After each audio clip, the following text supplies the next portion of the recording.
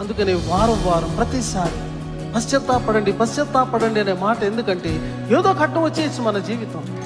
Martin Luther భక్తుడు ఆయన రాసిన 95 థీసిస్లో మొట్టమొదటిది ఏంటంటే he speaks about the repentance.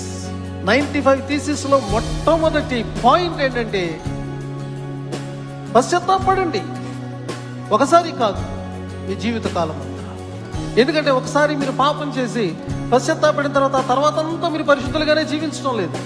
మీ జీవితంలో తెలియకుండానే ఇదిగో మరలా పాపం అనేది జరుగుతూ ఉంది.